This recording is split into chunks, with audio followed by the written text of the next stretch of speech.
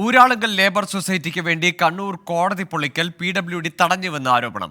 Nirman constructions എന്ന company supreme കോടതിയെ സമീപിച്ചു. 116 വർഷം പഴക്കമുള്ള കണ്ണൂരിലെ കോടതി കെട്ടിടം പൊളിക്കാൻ ജില്ലാ ജഡ്ജി അനുമതി നൽകിയിരുന്നുവെന്നാണ് ഹർജിയിലുള്ളത്.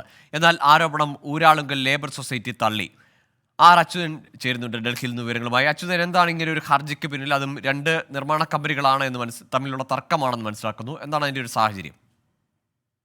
ഗോകുലി 116 വർഷം പഴക്കമുള്ള കണ്ണൂരിലെ കോടതി കെട്ടിടത്തിന്റെ നിർമ്മാണ കരാറുമായി ബന്ധപ്പെട്ടാണ് ഈ പ്രശ്നങ്ങൾ ഉടലെടുക്കുന്നത്. അന്ന് ഈ ഊരാളുങ്കൽ ലേബർ സൊസൈറ്റിക്ക് ഇത് കരാർ നൽകുകയും ഒടുവിൽ അത് ഹൈക്കോടതി ഡിവിഷൻ ബെഞ്ച് തടഞ്ഞുകൊണ്ട് നിലവിൽ ഈ നിർമ്മാൺ കൺസ്ട്രക്ഷൻ കമ്പനിക്ക് അനുകൂലമായ ഒരു നടപടിയായിരുന്നു ഹൈക്കോടതിയുടെ ഡിവിഷൻ ബെഞ്ചിന്റെ ഭാഗത്തുനിന്ന് ഉണ്ടാകുന്നത്. തുടർന്നായിരുന്നു ഈ കണ്ണൂരിലെ കോടതി സമുച്ചയം പൊളിക്കുവാനുള്ള നടപടിയിലേക്ക് കടക്കുന്നതും.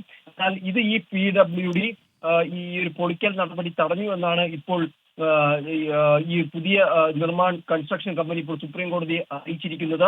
ഇത് ഈ ഊരാളുങ്കൽ ലേബർ സൊസൈറ്റിക്ക് വേണ്ടിയിട്ടാണ് PWDയുടെ ഭാഗത്തു നിന്ന് ഇത്തരമൊരു നടപടി ഉണ്ടായത് എന്നുകൂടി ഉയർത്തുന്നുണ്ട്. അതേസമയം ഈ ഊരാളുങ്കൽ ലേബർ സൊസൈറ്റി ഇതുമായി ബന്ധപ്പെട്ട ഒരു സത്യവാങ്മൂലം സുപ്രീം കോടതിയെ അറിയിച്ചിട്ടുണ്ട്. ഈ 116 വർഷം പഴക്കമുള്ള കണ്ണൂരിലെ കോടതി കെട്ടിടം പൊളിക്കാൻ ജില്ലാ ജഡ്ജി അടക്കം അനുകൂലമായി നിന്ന സാഹചര്യത്തിലായിരുന്നു PWD ഈ ഒരു ഇടപെടൽ നടത്തിയത് എന്നുള്ളതാണ്. റദ്ദാക്കിയ കരാറിന് പണം തിരികെ ലഭിച്ചവരാണ് പൊളിക്കൽ ശ്രമിച്ചതെന്നും ഊരാളുങ്കൽ ലേബർ സൊസൈറ്റിയും ഇതുമായി ബന്ധപ്പെട്ട് അറിയിച്ചിട്ടുണ്ട്. ഗൂഗിൾ.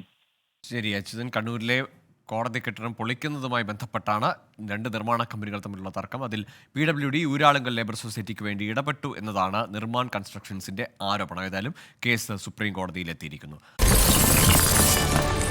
24 അഞ്ചിന്റെ വജ്രത്തിളക്കം.